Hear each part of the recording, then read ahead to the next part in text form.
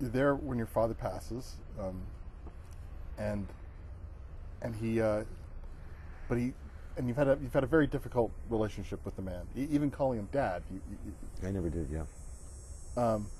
But he leaves you this little note after, and your mother passes, and it says Zafi.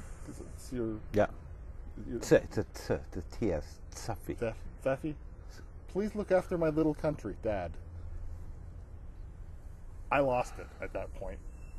Yeah, it was a pretty, and my response, my first reaction was like, not good, because it also meant that was first and foremost in his mind. He didn't say, take care of my wife, or your brother, I was always proud of you, I love you. That's right, nothing. Yeah. That. Yeah, there was none of that. And it was not an easy note to sort of unfold, and it took the years, a distance, and to rethink that thing, and to really understand that that's what that generation was about. So many of my friends, and I was in a very high-end reconnaissance unit, and I was like the Columbo there. Everybody else was like, Mr. Kill and be killed kind of thing. And I came from Canada. I never handled a gun. These guys were like born with a knife between their lips, so their teeth, and sort of stealth, and I'm like, do I really have to? The guy's telling me that I have to kind of do somersaults in the sand here. I'm fine, thank you, kind of thing. There's a lot of that, in my Army career, So I'm kind of, I was at least rather athletic, so I could handle the thing. That's, I guess, why I got in the first place. But I had no idea.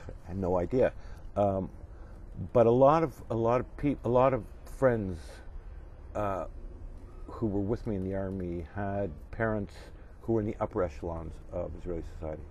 There was the son of a minister, the son of the chief of staff, and they all talk about their fathers as kind of bespoke.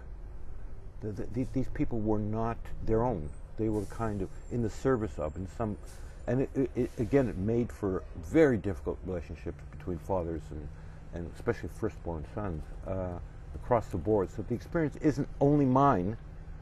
It is an experience of we're really the first generation born in Israel, with that generation straddled. But yeah, it was difficult. Wow. But the vision that I came, that I did work out, and as I say, I don't like being anybody's spokesman, so I sort of very quickly, and with a little difficulty, but with very quickly kind of put it into words, so I already had some distance from it.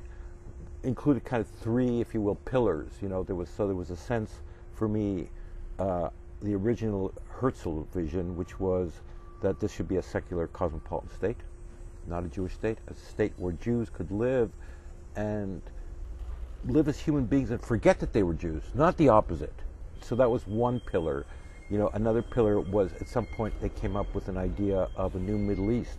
And the notion was, when you speak to Palestinians in the know, kind of intellectuals that have thought about Israel, and when they try to articulate what they hate about Israel, it's never Jews, because they're Semites, and it's always the idea that this is a Western state plunked into a region where the whole idea of a state is anathema.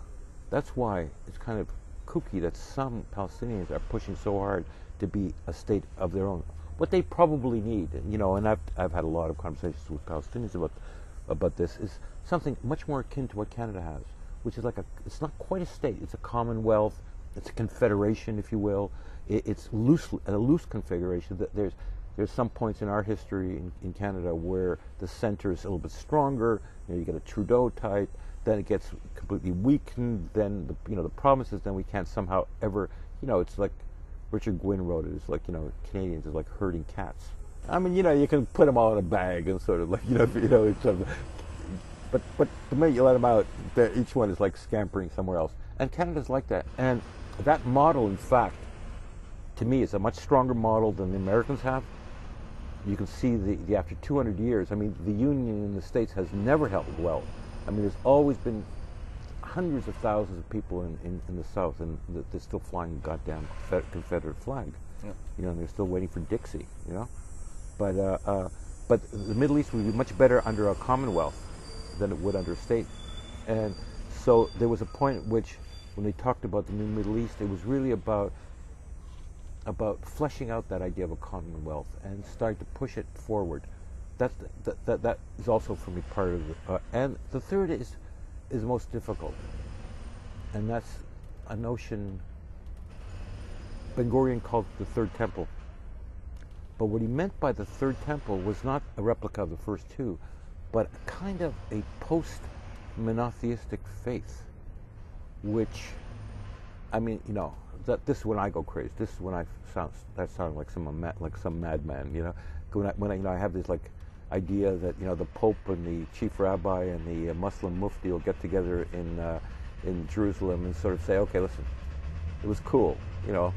Catholicism was wonderful, Protestantism was even better, you know, Islam was fantastic, Judaism, great food, you know, great music, what have you, you know. Let's put them together and see really what it makes for a third millennial faith that kind of is not a religion. Kind of like, here's the assumptions, here's how we work, here's a culture that comes out of it. It's the only possible way in which we are ever going to live in a post-terrorist world. There is no other way. I mean, we could make peace for a while, but as long as these divisions are kind of left unto themselves, they're just going to repeat themselves forever. The book is The Moral Lives of Israelis, Reinventing the Dream State. I've been speaking with the author David Berlin, and The Moral Lives of Israelis, published by Random House of Canada.